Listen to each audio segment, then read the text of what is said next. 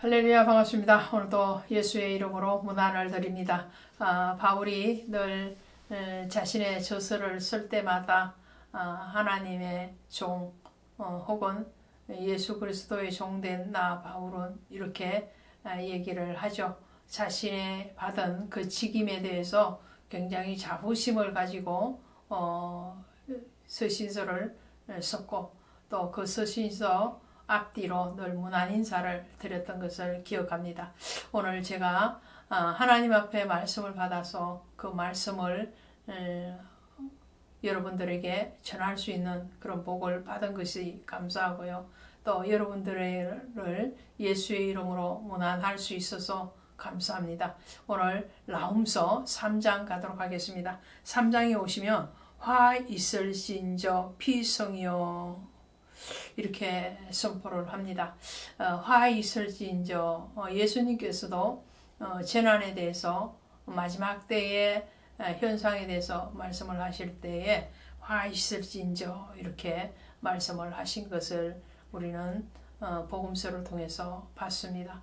그런 것 같이 이 화 있을진저라는 것은 굉장히 예수 그리스도의 심판, 하나님의 심판에 대해서 확정되어졌을 때에 탄식처럼 하는 말씀이 바로 이 화 있을진저이죠.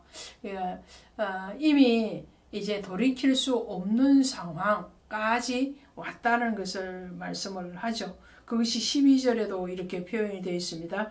너의 모든 산성은 무화과 나무에 처음 익은 열매가 흔들기만 하면 먹는 자의 입에 떨어짐과 같으리라. 그러니까 무화과 나무가 익었는데 너무 무르익은 거죠. 그 무르익어서 나무를 이렇게 흔들기만 해도 떨어질 정도의 그런 무르익음과 같이 그 죄악이 무르익었다라는 것을 말씀을 해요. 그 죄악이 너무나도 강포가 너무나도 심각해서 이제는 하나님의 그 심판을 피할 방법이 없다라는 것을 말씀을 하죠. 그 강포 중에서 4절을 우리는 살펴보도록 합니다. 이는 마술의 주인된 아리따운 기생이 음행을 많이 함을 인함이라. 그가 그 음행으로 열국을 미혹하고 그 마술로 여러 족속을 미혹하였느니라 라고 말을 해요. 자, 이것은 하나님이 가장 싫어하는 것이 무엇이었나요? 바로 음행이었죠. 근데 그 음행은 육적인 음행을 얘기하는 것이 아니에요. 물론 나타나는 육적인 음행도 주님이 기뻐하실 리가 없겠지만 또 그것을 통해서 영적인 음행에 대해서 말씀을 하는 거죠. 이 니느웨의 성읍의 사람들이 행했던 것이 바로 영적인 간음, 음행이라는 거죠. 이 마술은 속임이 수잖아요. 귀신을 불러들이는 것이라 말이죠. 그 귀신을 불러들이고 눈을 속이는 것과 같이 하나님의 아닌 우상을 불러들이고 그리고 하나님 앞에 신부된 자의 자리에 있는 것이 아니고 하나님을 떠나서 다른 음부를 향해서 음행을 하는 것, 그것을 하나님은 가장 싫어하시고 또 그 죄로 인해서 이 아수르의 수도인 니느웨를 심판하시겠다라고 말씀을 하시는 거죠. 그 심판에 대해서 오늘 이제는 돌이킬 수 없으므로 19절에 이렇게 말씀을 합니다. 너의 다친 것은 고칠 수 없고 내 상처는 중하도다. 내 소식을 듣는 자가 다 너를 인하여 손뼉을 치나니 이는 내 악행을 늘 받지 않는 자가 없음이 아니냐. 자, 아수르의 멸망에 대해서 이웃 나라들이 손뼉을 친다는 거예요. 그만큼 아수르의 힘이 있을 때에 그가 행했던 악에 드러나는 거죠. 얼마나 강포하게 행하였으면 또 도둑하고 또 음행했으면 이방 나라들도 이 아수르의 멸망에 대해서 기뻐한다는 거예요.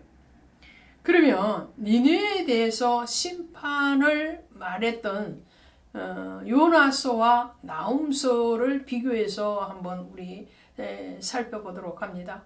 요나서와 나훔서는 시간적인 간격은 100년에서 길게는 150년까지 봅니다. 시간의 간격은 100년에서 150년 간격이 나 있는데 전혀 다른 결과를 가져오는 것을 보게 되죠. 첫 번째로 이 요나서에서는 하나님의 긍휼에 대해서 선포를 합니다. 그리고 그 긍휼이 선포되어졌을 때에 회개하라 라고 말을 했을 때에 이 니느웨 성읍에 있는 모든 사람들은 회개를 실질적으로 했다라는 거죠. 그런데 이 나훔서는 하나님의 긍휼이 아닌 하나님의 심판을 말씀을 해요. 왜냐? 아까 말씀드린 것처럼 무화과 나무에 열매가 무르익었던 것 같이 죄악이 무르익어서 더 이상 하나님이 긍휼을 베푸실 어떠한 소지가 없기 때문에 그 니느웨는 심판이 이미 확정되어질 수밖에 없는 상황 가운데 왔다라는 것을 말씀하죠.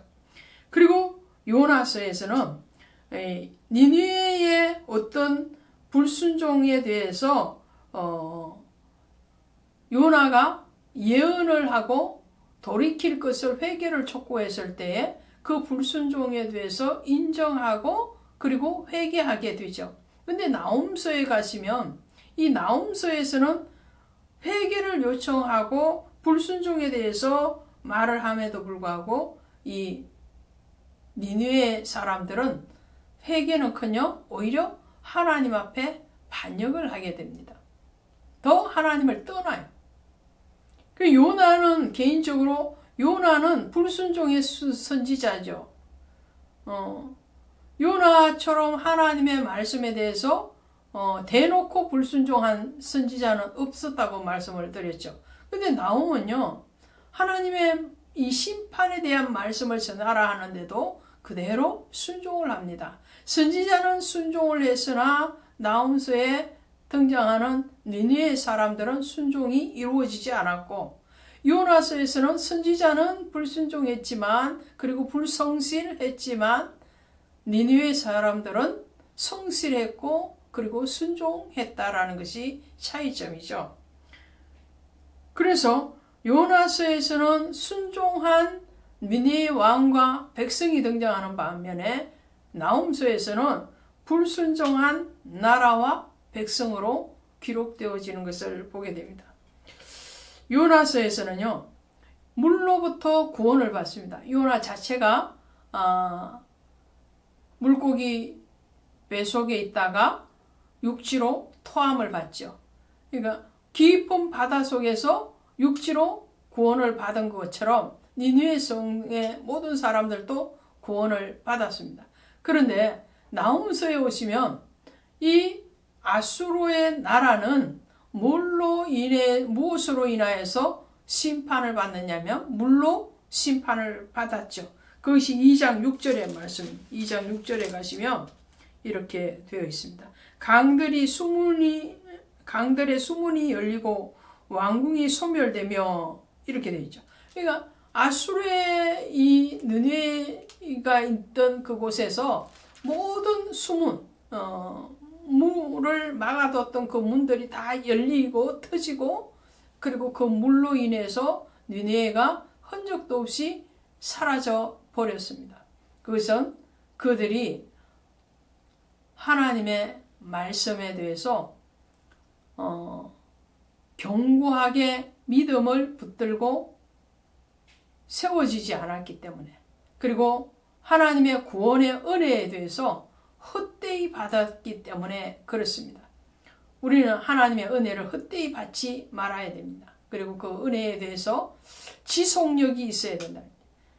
관계의 지속력이 있어야 된다는 거죠. 하나님과 우리 사이의 관계가 어느 한 시점에만 머무는 것이 아니고 주님이 다시 재림하시고 영원한 영생의 나라에 들어가기까지 끝까지 이 믿음의 관계를 지속시켜야 된다.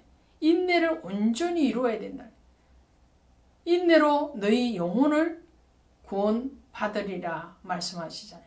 그 인내함이 사람과의 관계에서도 인내가 굉장히 필요해야지 한 것과 같이 하나님과의 관계 가운데서도 하나님 앞에 믿음의 경주를 하고 믿음의 인내를 할 수 있을 때에 오늘 우리는 헛되이 은혜를 받는 자가 아니고 그 은혜를 귀하게 여기고 그 은혜로 말미암아 영원한 나라, 영원한 생명을 차지할 수 있으리라 믿습니다. 고맙습니다.